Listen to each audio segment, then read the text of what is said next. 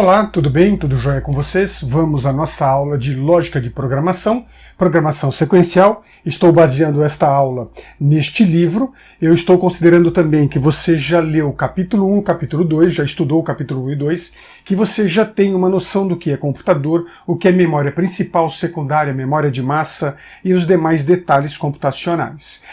Eu vou abordar aqui o capítulo 3.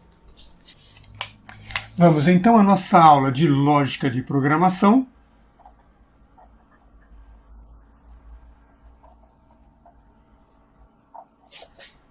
Neste caso, programação sequencial.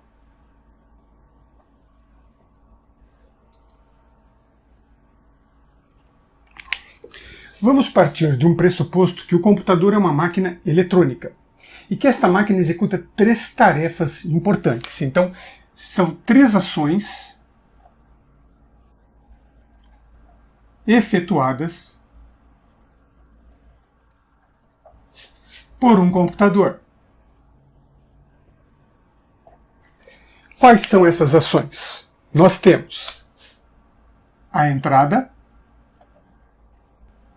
que eu vou representar aqui por este símbolo. Nós temos o processamento, que eu vou representar por este símbolo. E nós temos a saída, que eu vou representar por este símbolo. Então são 3 as etapas de trabalho que um computador executa: a entrada, o processamento e a saída. Mas a entrada, o processamento e a saída do quê? Do que nós chamamos de dados. Eu posso entrar um dado, fazer o processamento do dado e apresentar uma saída na forma de dado. Ou eu posso também apresentar uma saída na forma de informação. Informação será nada mais, nada menos que o conjunto de dados com o objetivo de uma certa análise. Esses dados, da onde eles vêm? Eles vêm do mundo exterior. Ou seja, do nosso mundo. Né? E o que nós temos no nosso mundo? Nós temos elementos que podem ser representados por números, letras e demais símbolos. Então nós temos aqui, na verdade, uma estrutura simbólica. Então eu vou simbolizar dentro do computador essa estrutura na forma de dados. Esses dados precisam ser abstraídos deste mundo exterior, do nosso contexto concreto, e passado para o contexto abstrato. Bom, quando eu faço a entrada de dados, essa entrada de dados ocorre aonde? Na memória do computador. Então essa memória nesse caso, principal. Então os dados devem ser armazenados na memória da máquina. Esses dados recebem aqui alguns tipos. Eles podem ser numéricos, podem ser letras e podem ser símbolos variados. Então nós temos aqui os dados, aí eu posso falar aqui de tipos de dados, que nós chamamos também de tipos de dados básicos ou primitivos, porque são os essenciais para o nosso trabalho, são os mínimos necessários para o nosso trabalho. Eu posso ter então números inteiros, conjunto dos números inteiros, eu posso ter números do conjunto dos números reais. Então aqui, ó, inteiro e real é um tipo de dado numérico. Eu posso ter um tipo de dado como letras ou palavras. Nesse caso, eu tenho aqui alfabético.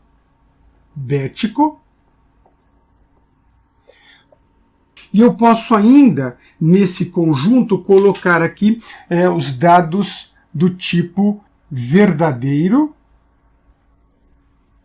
e falso. E aqui eu tenho, então, um conjunto chamado lógico.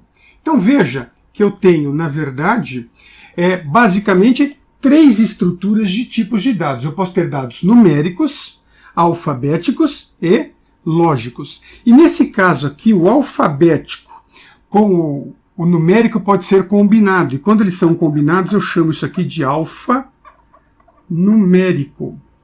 E no alfanumérico eu também posso colocar aqui junto das letras, que eu deixei aqui sem colocar, símbolos gráficos. Vamos colocar aqui, eu vou colocar em vermelho, símbolos gráficos.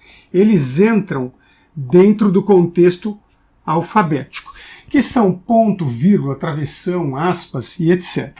Então esse conjunto pode ser chamado de alfanumérico quando eu estou trabalhando com esses dois dados em conjunto. É claro que dados alfanuméricos, alfabéticos e lógicos não são usados para a realização de operações matemáticas, operações aritméticas. Isso só é possível com o tipo de dado numérico. Desejando nesse momento, faça uma pausa no vídeo, tome nota desses detalhes, porque na sequência eu preciso apagá-los. Muito bem, então sabemos que um computador executa três ações, a entrada, o processamento e a saída dos dados, que esses dados são qualificados a partir dos seus tipos, então são os tipos de dados. Nós já sabemos que eu posso ter o tipo de dado inteiro para números inteiros, real para números reais, conjunto. Eu tenho as letras, que eu vou chamar de caractere. Eu tenho as palavras, que eu vou chamar de cadeia. E nós temos o lógico, que é um tipo de dado binário, para nós dizermos falso, verdadeiro, 1 e 0 e etc. Né? Então aqui podem ser números desta forma, positivos e negativos. O real pode ser números neste formato, por exemplo, vou usar aqui ponto, porque eu estou usando a vírgula para separação. Pode ser neste formato, etc. Caractere é uma letra, pode ser um número, desde que esse número não seja usado em cálculos matemáticos. Uma cadeia pode ser uma palavra. E aqui o lógico vai ser ponto verdadeiro, ou mesmo, de forma simplificada, ponto V. E posso usar ponto falso, ponto F. Então, esse é o estilo natural que nós vamos ver. Então, a entrada de dados ocorre dentro da memória de um computador. E na hora que eu for entrar esse dado, eu tenho que saber se o dado que eu vou entrar é numérico, se é alfabético, ou se é o conjunto de ambos, formando uma estrutura alfanumérica. Muito bem. Quando eu trago esses dados para dentro da memória, eles precisam ser armazenados. E para serem armazenados, eles serão guardados dentro de um local especial da memória chamado variável. O significado de variável para nós não é o significado da palavra do ponto de vista do nosso idioma. Variável para nós é uma região de memória usada para armazenar certo valor por determinado espaço de tempo. Então veja que o valor, e esse valor aqui pode ser um número, pode ser uma letra, pode ser uma palavra, então pode ser um caractere, pode ser uma cadeia, pode ser um resultado lógico, não importa. O valor é o conteúdo de uma variável.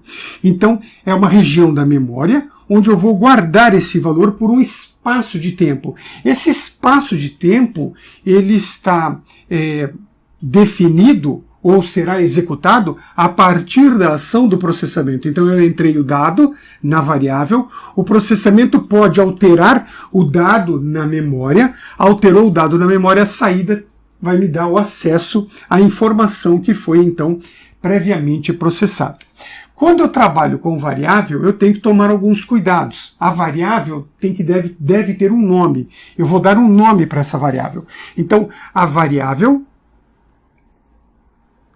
possui nome. Esse nome da variável, ele tem que seguir algumas regras. Por exemplo, eu posso ter uma variável com um só caractere, desde que o primeiro caractere seja alfabético.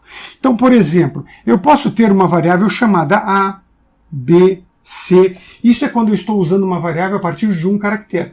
Mas eu posso ter mais de um caractere. Eu posso chamar essa variável de AX, BX, AX1, BP9 e assim sucessivamente.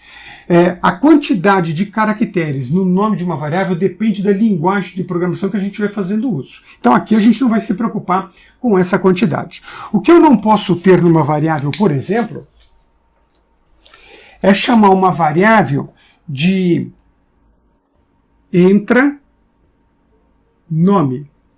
Eu não posso ter aqui um espaço em branco. Eu vou representar o espaço em branco com um B minúsculo e um corte.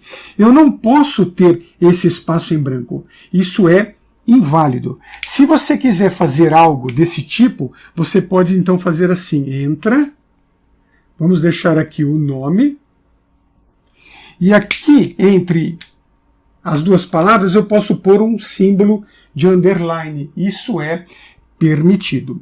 Eu também não posso começar o nome de uma variável com um número. Então, seguindo essas regras básicas, você não vai ter grandes problemas no uso de variável. Vai ter os problemas normais da aprendizagem até pegar o jeito dessa aplicação.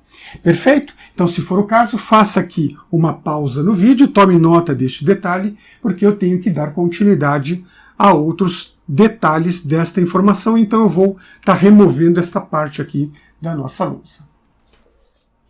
Muito bem, então a partir da visão que o computador executa entrada, processamento e saída de dados, a partir do momento que eu sei que os dados podem ser numéricos, alfabéticos ou lógicos, e que esses dados, para serem processados, precisam ser armazenados em memória, numa parte da memória chamada variável, nós começamos então a desenvolver um conhecimento mais aprofundado. Vale ressaltar que o processamento, essa etapa aqui do processamento, ela pode ser executada de duas maneiras. O processamento pode ser matemático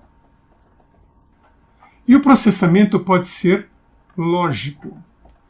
São os dois níveis de processamento que eu tenho em programação. Processamento matemático são operações aritméticas, e essas são as ações mais comuns, e o lógico são operações condicionais. A operação matemática será tratada na aula de hoje, e o processamento lógico serão tratados nas aulas do capítulo 4 e do capítulo 5, tomada de decisão e laços de repetição. No processamento normal de um computador, o processamento matemático é o que é mais executado em relação ao processamento lógico. No entanto, o processamento lógico é que auxilia muitas das operações matemáticas. Então, esses dois contextos, eles são trabalhados juntos. Mas aqui nós vamos separar didaticamente para poder trabalhar essa parte e depois trabalhar esta parte em outras aulas. A partir do momento que eu sei que eu já tenho os dados e as variáveis, vamos agora falar sobre constantes. As variáveis são regiões de memória onde eu armazeno um valor por um espaço de tempo para sofrer uma ação de processamento, ou não. Processamento se eu for fazer alguma operação matemática. Se for apenas o armazenamento de um dado para uso posterior numa outra ação, ele talvez não seja, então, processado. Além disso, eu tenho as constantes. O que são constantes? São valores de peso usados para auxiliar as operações de processamento. Veja que tudo gira em torno do processamento. Por exemplo, vamos imaginar aqui uma pequena equação matemática, onde x é igual a A mais B sobre, melhorar esse B aqui, sobre 2. O que nós temos aqui? Veja, Matematicamente, esse x, esse a e esse b são chamados de incógnitas. Para nós em programação, as incógnitas são as variáveis. E a constante é constante mesmo, né? Ó, veja aqui, vamos colocar aqui em outra cor.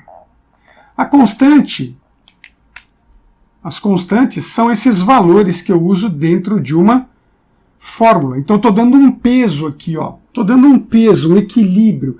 Estou somando dois valores e dividindo por 2. Isso aqui é a soma, isso aqui é uma média aritmética. Então, a constante aqui é uma constante explícita. Veja que você está vendo essa constante de uma maneira bem explícita. Você sabe quanto ela vale. Vale 2.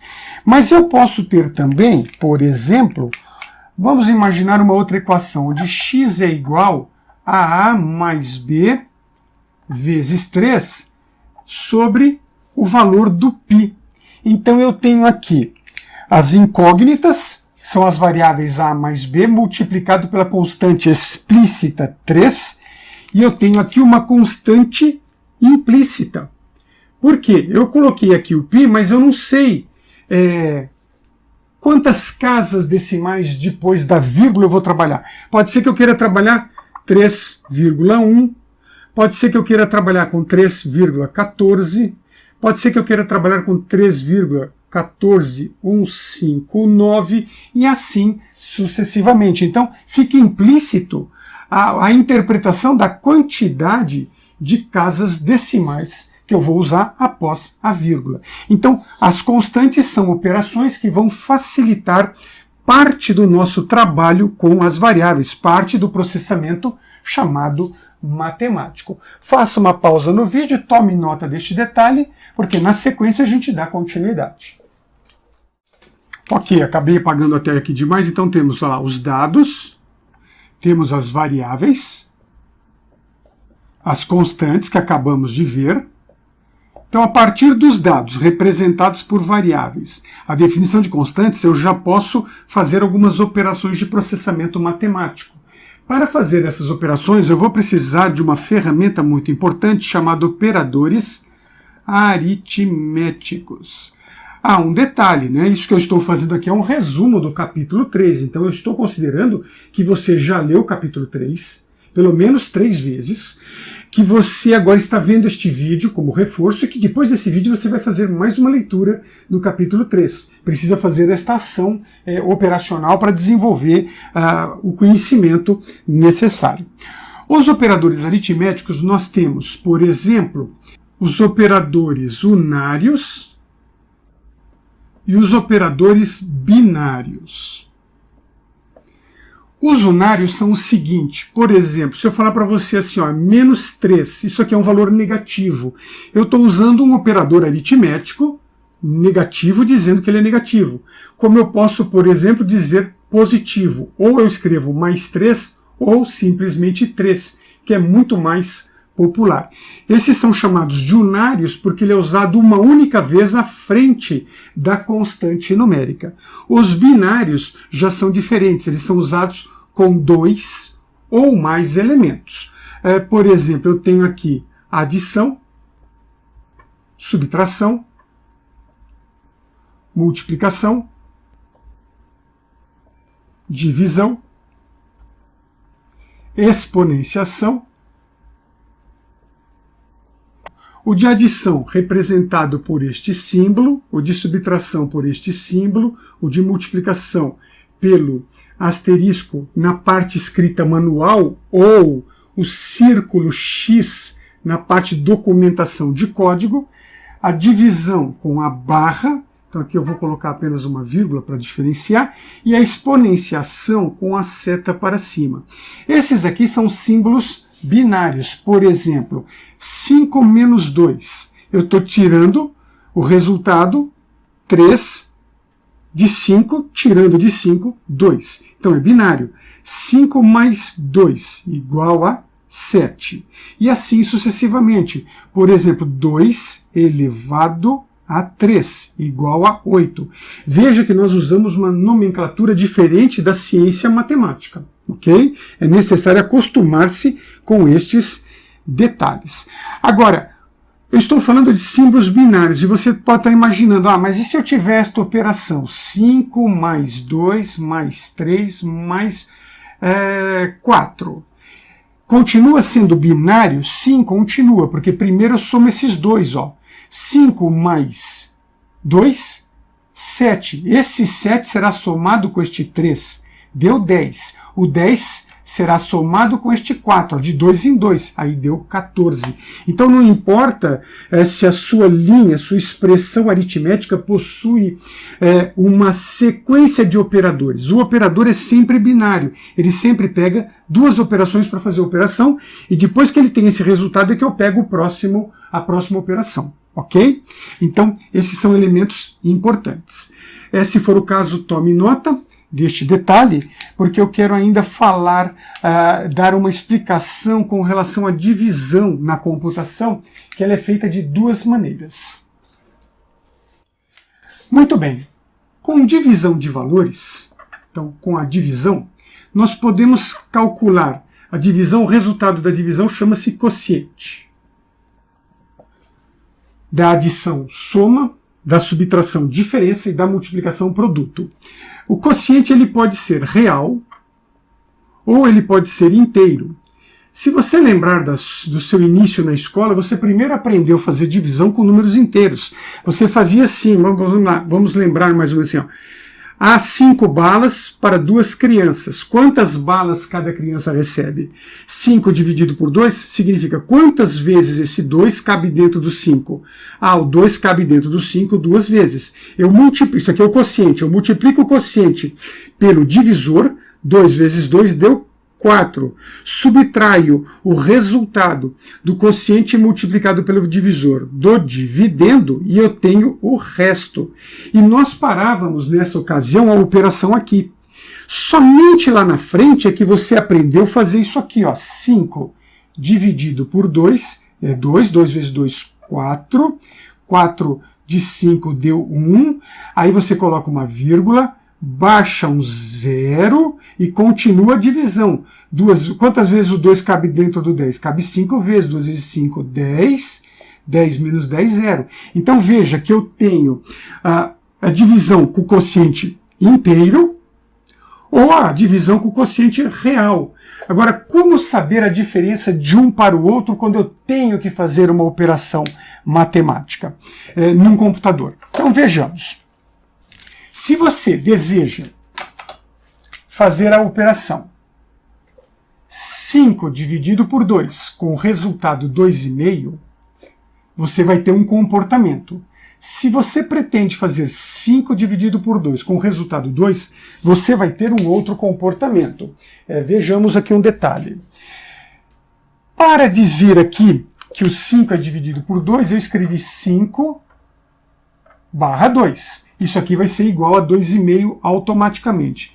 E aqui eu vou escrever 5 div 2. É um operador de divisão, só que quando eu escrevo a palavra div, eu quero dizer que eu quero uma divisão por inteiro. E matematicamente, como é que eu diferencio isso disso?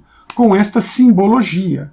Mais detalhes sobre isso serão mostrados em outros vídeos da nossa série de aulas. Então, se eu coloco esse símbolo que chama piso, eu estou trazendo para baixo, para o piso, a divisão. Então, 2,5 se torna 2. Então, eu represento quociente inteiro desta forma, em divisão, e represento quociente real desta forma, em divisão.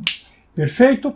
Tome nota desses detalhes, que na sequência eu venho falando sobre as expressões aritméticas. Ok, então, a partir então aqui da visão de dados, eu sei que os dados devem ser transportados para as variáveis. Além das variáveis, eu tenho constantes e os operadores aritméticos. A partir desse conjunto de conhecimento, eu posso então trabalhar com as expressões matemáticas, as expressões aritméticas, que serão as expressões responsáveis pelas operações matemáticas, as operações de cálculo. Mais à frente a gente vai aprender as operações condicionais. Então vamos imaginar que eu tenho esta operação x é igual a mais B sobre 2. Essa é uma notação matemática. Como é que eu devo fazer essa notação de forma computacional? Simplesmente você vai escrever o x, que aqui é uma incógnita, que ele passa a ser uma variável, eu vou estar representando sempre com letras maiúsculas, para ficar bem diferente uma coisa da outra. Esse igual, eu vou usar um símbolo chamado atribuição, porque aqui na matemática, quando eu coloco igual, eu estou fazendo uma equação. A equação você está tentando equalizar, equilibrar este lado da operação com este lado da operação. E aqui nós queremos pegar este lado da operação e armazenar o resultado na memória, transportar o resultado para a memória. Aí eu coloco A mais B. Observe que esse A mais B, ele precisa ser executado primeiro, eu preciso somá-lo primeiro, para depois dividi-lo por 2. Então aqui eu coloco um parênteses, obrigatoriamente, e divido. Essa é uma divisão real. Aqui, ó. 2. Se fosse uma divisão inteiro, teria que estar escrito assim, olha. A mais B sobre 2 com o símbolo de piso. Nesse caso, eu escreveria x atribuído a A mais B div 2. Então, tudo depende da simbologia. Veja ainda mais este detalhe.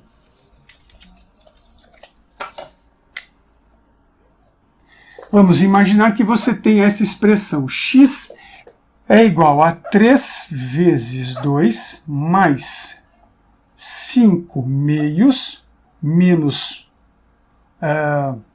9 vezes 4 mais 8. Aqui eu vou colocar parênteses. Aqui eu vou colocar um colchete.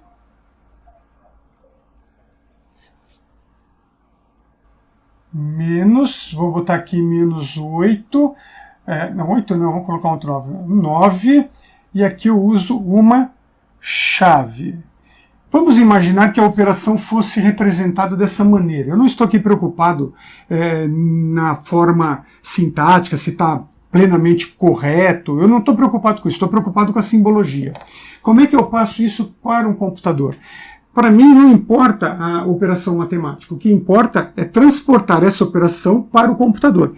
Ó, x é atribuído, abre parênteses, 3 vezes, abre de novo parênteses, 2 mais, abre parênteses, é 5 dividido por 2, 5 dividido por 2, menos 9, fecha parênteses, multiplicado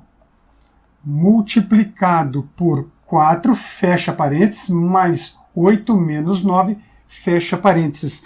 Então, o que vai acontecer matematicamente é que os símbolos de chaves, colchetes e parênteses serão traduzidos somente para parênteses. Então, esteja atento com este detalhe. Eu não estou preocupado aqui com a operação. Eu estou preocupado apenas em demonstrar a operação de conversão, de como fazer a adaptação de um cálculo matemático para uma expressão computacional.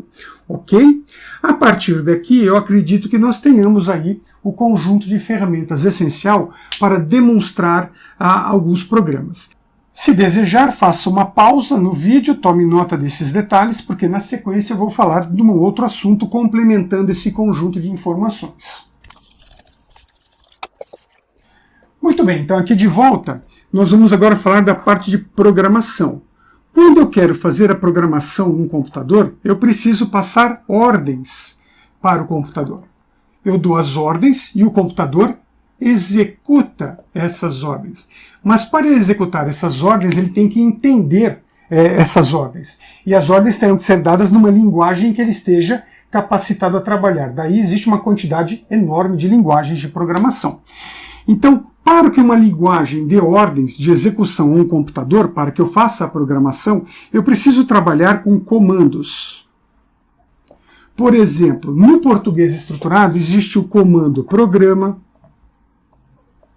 leia, escreva, se, enquanto. e uma outra quantidade de comandos. Quando eu dou um comando, quando eu tenho um comando, eu posso estabelecer uma instrução. Por exemplo, vejamos um exemplo. Todo o meu programa deve começar com o nome. Então eu coloco aqui, ó, programa batata. O meu programa chama batata, por exemplo. Então o que eu tenho aqui? Programa é um comando. Batata é o nome do meu programa, é um argumento. Nesse caso, o comando mais esse argumento formou uma instrução. É a ordem que eu estou dando para o computador. Eu posso ter uma outra instrução, por exemplo, leia X. Então eu tenho aqui o leia é um comando, o X é um argumento, comando mais argumento e instrução. Ok? Eu posso ter ainda, por exemplo, um outro comando aqui que a gente tem, início. O início é um comando, ele é simples. Eu não uso início com um argumento, eu uso início. Então ele é um comando, mas ele sozinho já forma uma instrução. Então uma instrução pode ser formada por um ou mais comandos. Os comandos podem ter ou não argumentos. Então com isso a gente tem um conjunto aí de informação. Agora eu vou pegar um exercício, um dos exercícios de fixação do nosso livro. Vou propor esse exercício aqui, vou corrigir o exercício, vou desenvolver o exercício com você. Aí você observa cada detalhe, aqui usando o conceito de entrada, processamento e saída.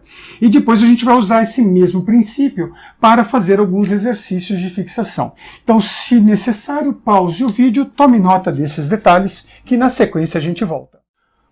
Muito bem, então, a partir aqui do nosso livro de trabalho, nosso livro-texto, eu vou aqui na página, a partir da página 63, exercícios de fixação do capítulo 3, página 64, exercício 4, desenvolver os diagramas de bloco e a codificação em português estruturado dos problemas computacionais elencados de A até Z, ficando a cargo do professor selecionar a ordem e os problemas a serem resolvidos. Então eu vou escolher aqui o exercício S.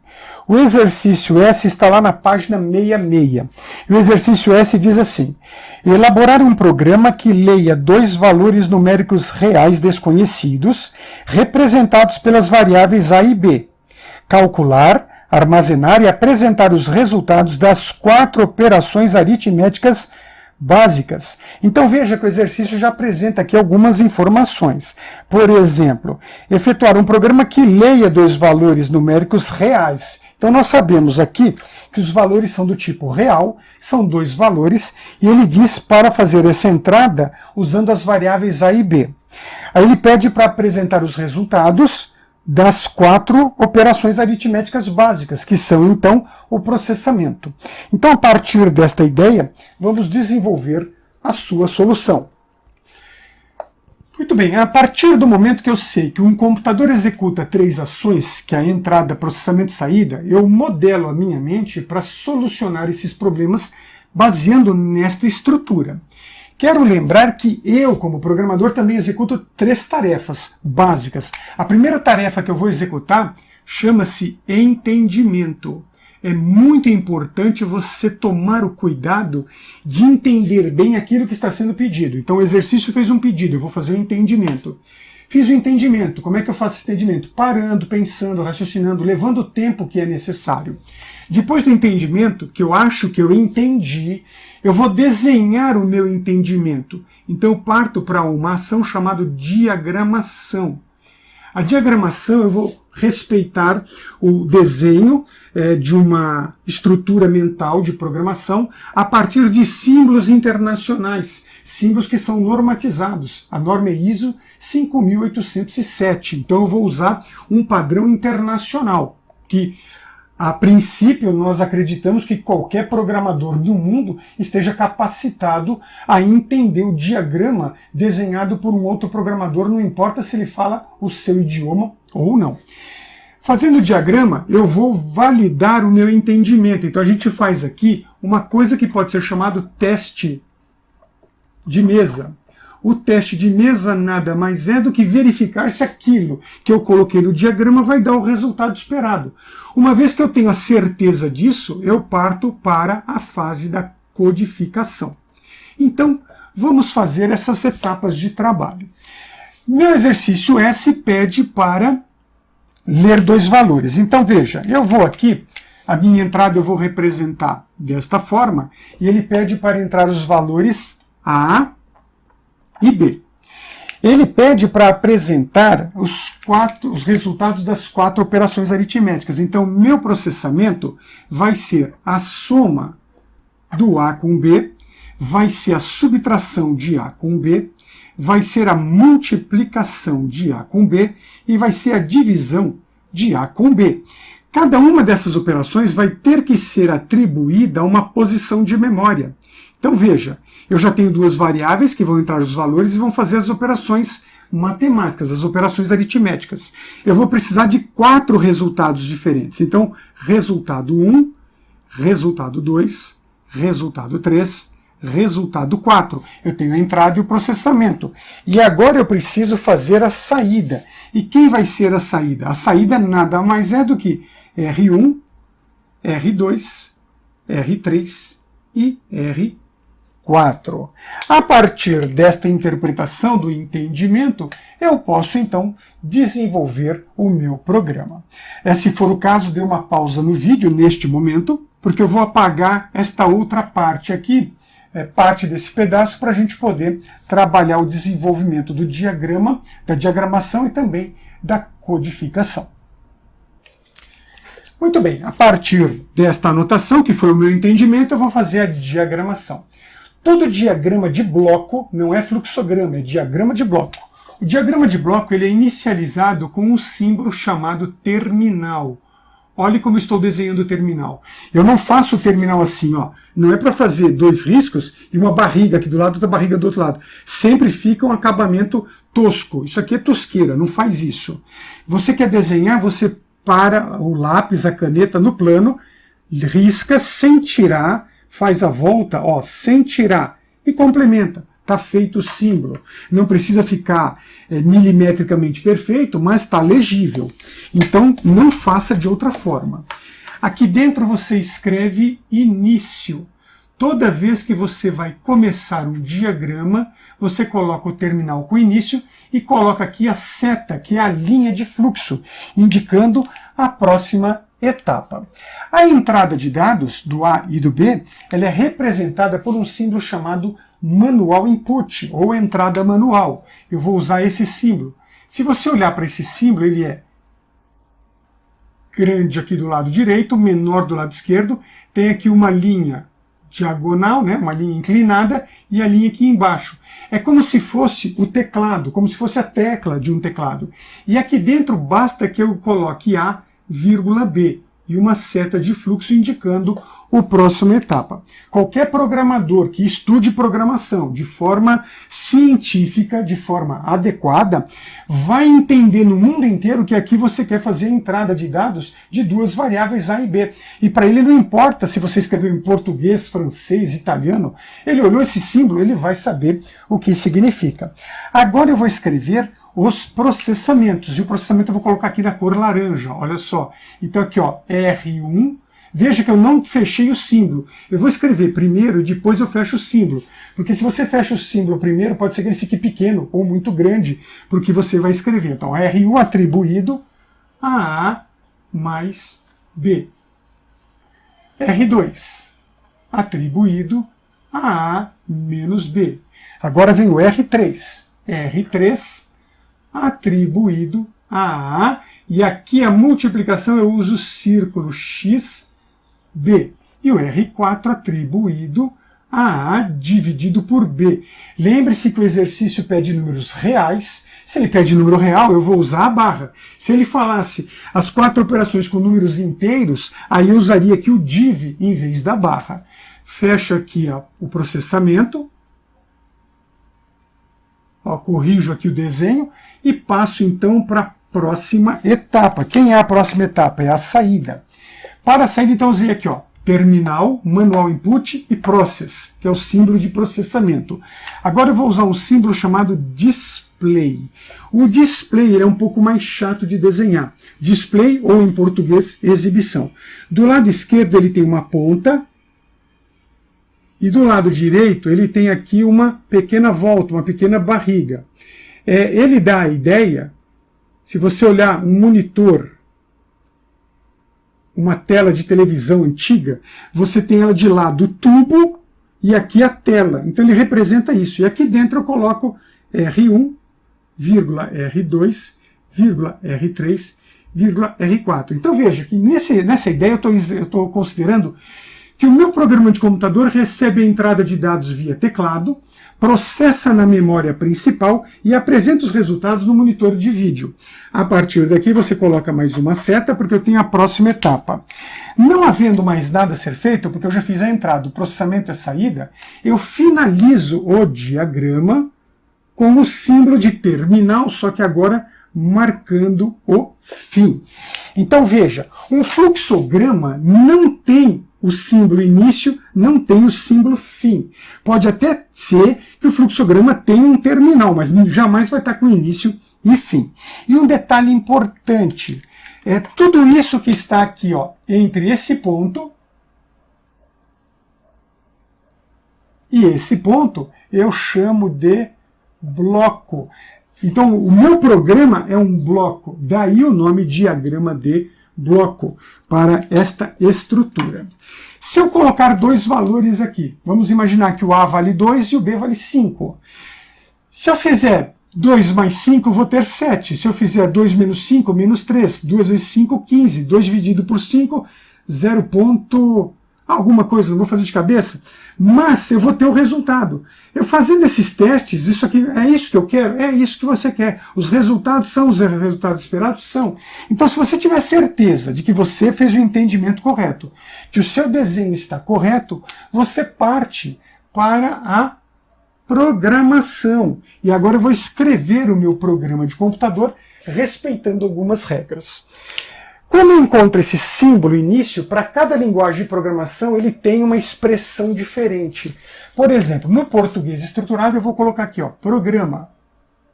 Está em preto, hein? Ó, preto aqui, ó, programa. Capítulo 3. O meu programa é do capítulo 3. É uma maneira de você saber onde está o assunto que eu estou tratando aqui na aula. Exercício 4S. Aí, depois disso, eu preciso relacionar as variáveis que estão em uso no meu programa. Então, eu venho aqui, debaixo do programa, e escrevo var. Var o quê? Eu tenho variável A, B, R1, R2, R3, R4. R1, R2, R3, R4 repete aqui, elas estão aqui, mas o A e o B também repete aqui. Então, eu não vou colocar todas as repetições, eu vou colocar apenas aquilo, a primeira vez que cada variável aparece. Então, a variável A, e um detalhe, eu desloco duas posições e coloco o A debaixo do R, vírgula, B, vírgula, R1, vírgula, R2, vírgula, R3 e R4. R3, R4, dois pontos, real. Então, eu estou dizendo que quero trabalhar com um conjunto de variáveis e todas as variáveis do tipo real. O único lugar que eu uso dois pontos é aqui do comando var para separar o bloco de variáveis do comando real. Então veja, eu tenho aqui um comando, um argumento, uma instrução. Aqui eu tenho um comando, argumentos, uma separação de outro comando. Então eu tenho aqui entre var e real mais uma instrução. Não tendo mais nada a ser feito, aí eu escrevo início. E o início eu escrevo exatamente abaixo do V, ó, esse I abaixo do V. Esse deslocamento chama-se indentação. E agora eu vou especificar aqui o bloco. Veja que o início, então aqui eu estou fazendo a entrada de dados. O A e o B eu posso fazer assim, ó, leia. Leia A, vírgula B, posso fazer assim, mas eu posso também fazer assim. Eu ponho aqui leia A e leia B. É uma questão de estilo. No entanto, Aqui na documentação, tanto faz usar com vírgula, sem vírgula, mas num programa real para o usuário fazer a utilização dele no dia a dia, talvez seja melhor colocar as entradas sempre separadas. E aqui eu vou agora escrever o processamento. Simplesmente eu copio o que está aqui para cá. Ó, R1 atribuído a A mais B. R2 atribuído a A menos B. R3 atribuído a A, e aqui eu ponho asterisco, ok? O círculo X eu só uso no diagrama.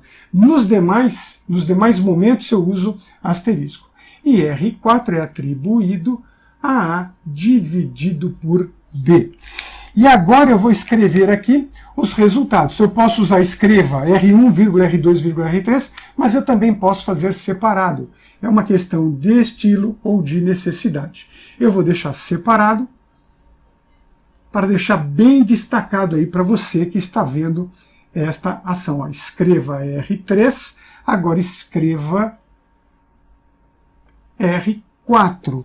E ao final aqui eu cheguei no símbolo fim. Então eu escrevo esse fim debaixo do início, deixando esse espaço como a indentação. Então, esse deslocamento que nós estamos trabalhando aqui, esse deslocamento que eu usei aqui, ó, nessas linhas. E aqui eu chamo isso de indentação. Eu chamo não, né? É chamado. Tudo bem? A partir daqui eu tenho então a solução do exercício S como uma demonstração. Eu sugiro que antes de fazer os exercícios que eu vou colocar agora para vocês fazerem, que você leia novamente o capítulo com bastante atenção, refaça o exercício S sem olhar a resposta, e aí você vai partir para o exercício, executar os exercícios que serão solicitados. No final desta aula, eu vou pegar este programa e vou demonstrá-lo no computador, para você ver ele sendo executado numa linguagem formal, real. Vou mostrar em duas linguagens diferentes, Pascal e linguagem C. Então, antes de encerrarmos essa aula, vamos selecionar aqui os exercícios que vocês deverão estar entregando aí, executando para as próximas aulas. Então aqui, ó, exercício do capítulo 3, exercício 4, eu vou deixar aqui, já deixei anotado, nessa ordem, hein, gente? Exercício J, depois você vai fazer o exercício G, e depois você vai fazer, por último, o exercício F. São esses 3 exercícios, e aí eu vou deixar uma aula de correção para cada um desses exercícios. Um grande abraço, e vamos então à nossa aula no computador. A partir do que foi demonstrado em lousa, levando em consideração o exercício 4S do capítulo 3, elaborar um programa que leia 2 valores numéricos reais desconhecidos, representados pelas variáveis A e B, calcular, armazenar e apresentar os resultados das 4 operações aritméticas básicas. Vamos ver o seu diagrama de bloco.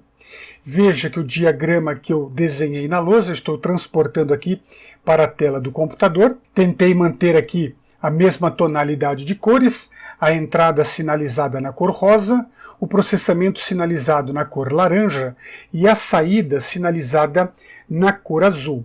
Observe que eu tenho também os símbolos de terminal sinalizados com o rótulo início, marcando o começo do diagrama, e o símbolo de terminal com o rótulo fim, indicando a finalização do diagrama.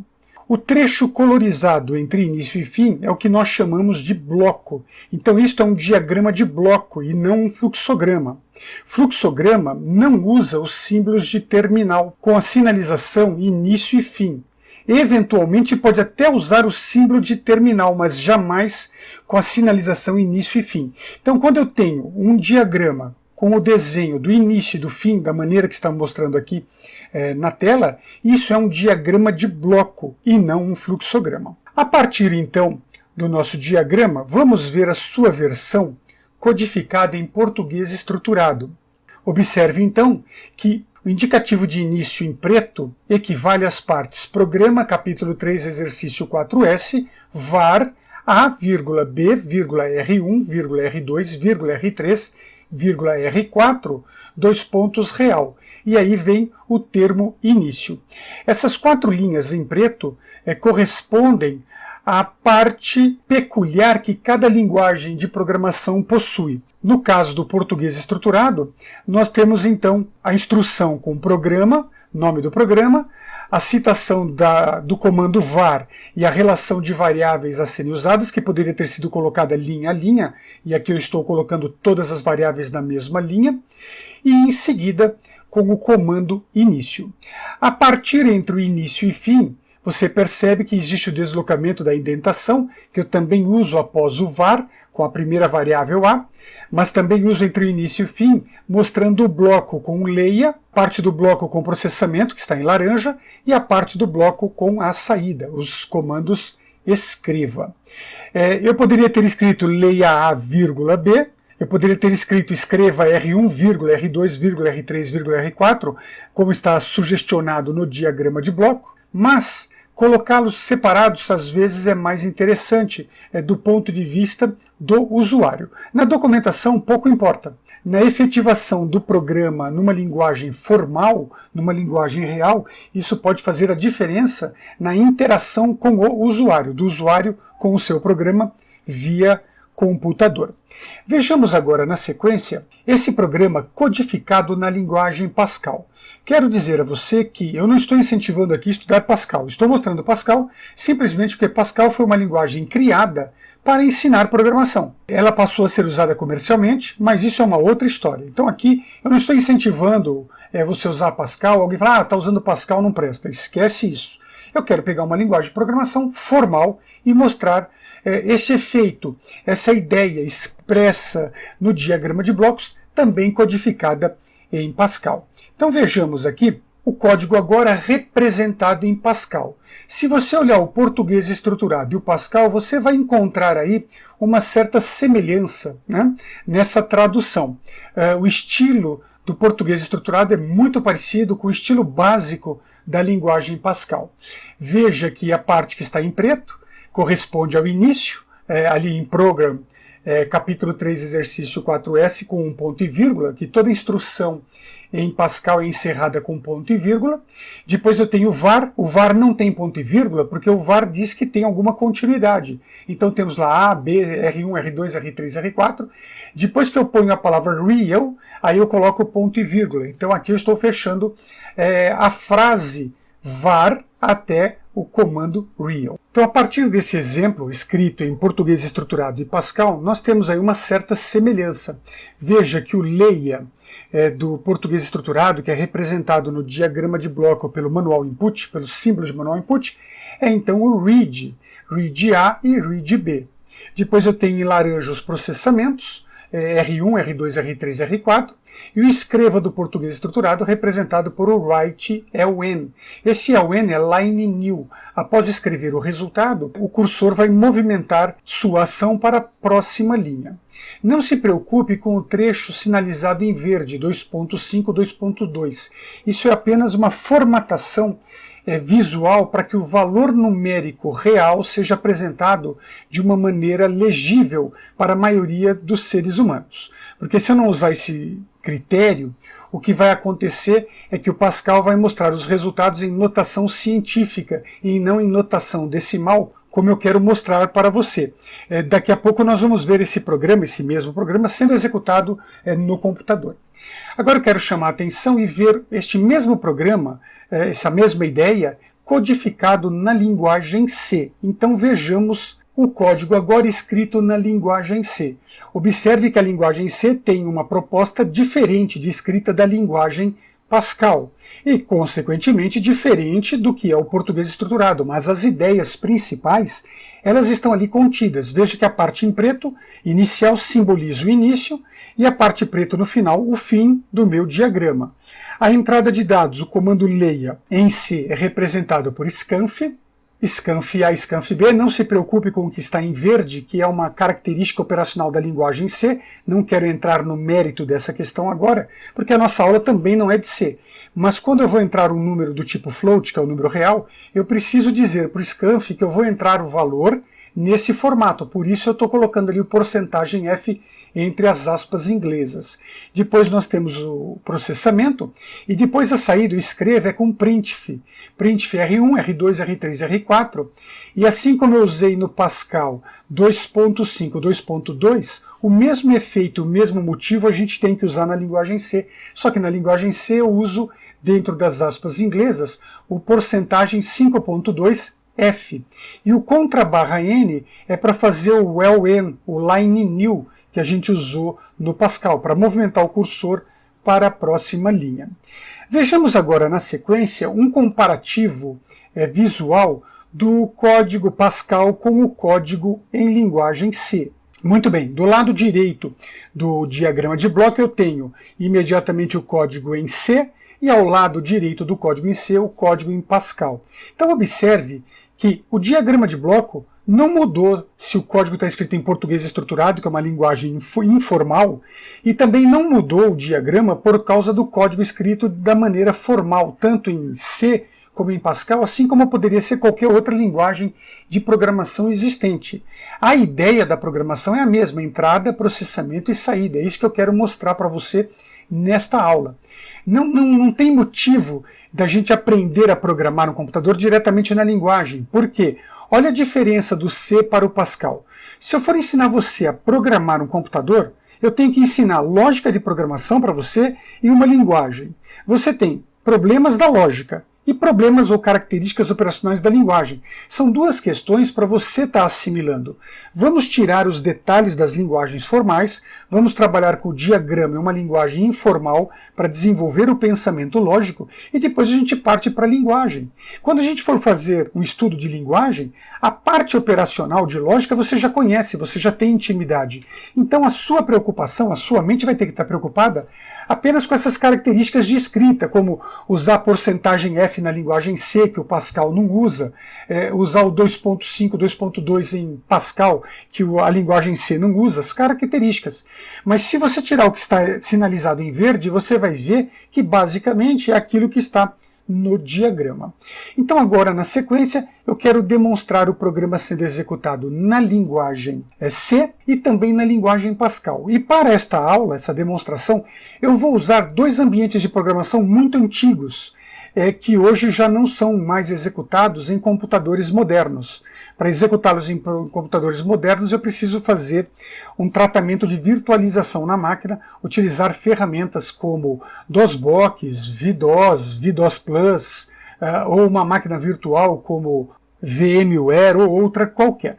Eu vou mostrar esses ambientes, inclusive da linguagem C de uma época que nem mouse utilizávamos, tudo era feito com teclas de atalho, e depois nós vamos também mostrar o programa sendo executado em Pascal, onde eu vou poder fazer ainda uma demonstração do que ocorre dentro da memória do computador.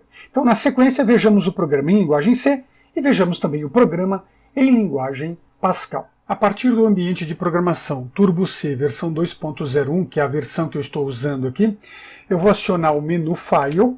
Em File eu vou acionar Load, vou pedir para ver todos os códigos codificados em linguagem C, e vou fazer a busca do código do exercício do capítulo 4 na pasta, no diretório Aula. Então vou carregar o exercício e você vai ver que é o mesmo programa que eu apresentei há pouco de forma colorizada. Vou então solicitar aqui o comando Run, o menu Run, e em Run a opção Run. O programa entra em execução, eu entro o valor 7, eu entro o valor 8. Os cálculos foram executados e apresentados. Então agora eu peço para ver o display e veja que você tem ali os valores 15, que é a soma de 7 mais 8, menos 1, que é a subtração de 7 com 8, 56, que é a multiplicação de 7 por 8, e por último 0,88, que é a divisão de 7 por 8. Na sequência, vamos aproveitar e ver este programa sendo executado na linguagem Pascal. Agora, a partir do ambiente Turbo Pascal 7.1, eu vou selecionar aqui o arquivo do programa do nosso exercício.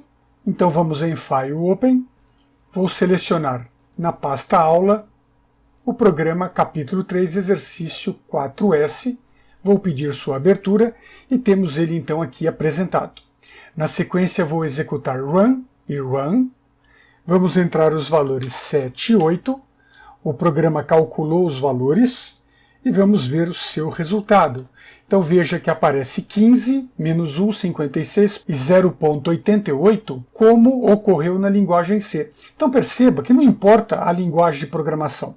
O resultado de uma entrada, a partir do seu processamento, tem que ter uma saída idêntica. Isso é a programação que determina, o que determinamos no projeto lógico, no diagrama e ali no código em português estruturado. A partir daí, a linguagem que você vai usar tem que executar aquilo que é previsto.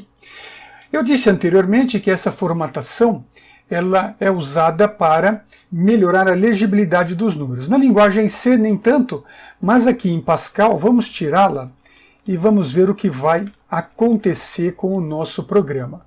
Eu fiz a alteração do programa, vou salvá-lo, vou pedir então para compilar o programa novamente e aqui vamos colocá-lo em execução.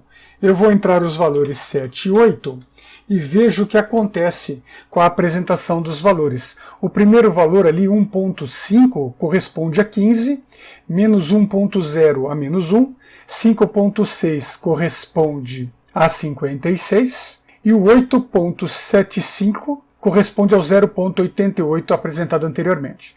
A diferença aqui é que esses valores estão em notação científica, diferente da notação decimal que nós usamos ali em cima.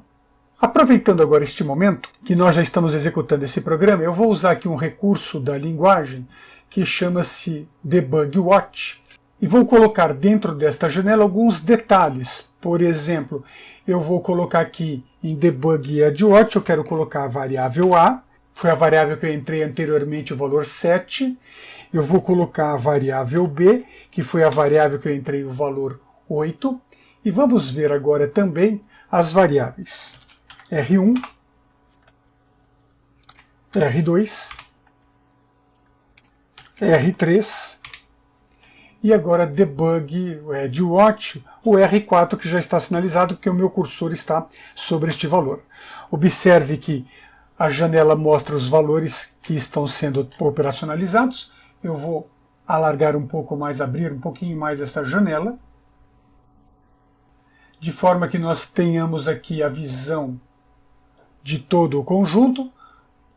Vou diminuir um pouquinho a janela de operação. E vou fazer uma execução desse programa passo a passo. Então veja que nesse momento eu entrei aqui no Begin, o início, os valores foram limpos na memória, o A e o B, o R1. Os demais valores continuam sujos, tem alguma coisa na memória ainda deles. Vou pedir a entrada do valor A, read A, então nesse momento eu vou entrar o valor 5. Veja que o valor 5 foi sinalizado aqui para a variável A.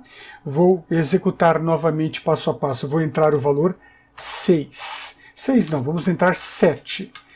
A partir desse momento, eu vou calcular o valor de R1. R1 está com 0, R2 com 0, R3 com 0, R4 com 0. Então vamos fazer o passo a passo do R1, veja que já tenho 12 na memória. A próxima linha é a subtração. Então, menos 2, 5, menos 7, menos 2. Quanto é 5 vezes 2? Tenho agora 35, que é a multiplicação de 5 por 7. E por último, vamos ver a divisão de 5 por 7. Então é igual a 0,71428571429. Então observe que a partir deste instante, eu posso então agora apresentar os valores, eles são mostrados aqui em notação científica, porque foi assim que eu deixei, mas aqui na memória ele está mostrando os valores como decimal. Então veja que um programa de computador recebe a entrada de dados e depois ele pode, na execução dele, ele vai calculando e armazenando cada resultado em cada uma das variáveis. O objetivo aqui não é mostrar, não é ensinar a linguagem Pascal, mas mostrar um pouco do comportamento desses programas na memória, para dar uma ideia para você que está iniciando aqui os primeiros exercícios de programação. Na sequência, faça os exercícios que eu deixei na parte expositiva da aula, antes de virmos aqui para o computador, e nas próximas aulas eu deixo a correção de cada um daqueles exercícios e faço também uma pequena demonstração de sua operação, usando particularmente a linguagem Pascal, nesse momento apenas como uma ferramenta didática. Um grande abraço, até a próxima, fui!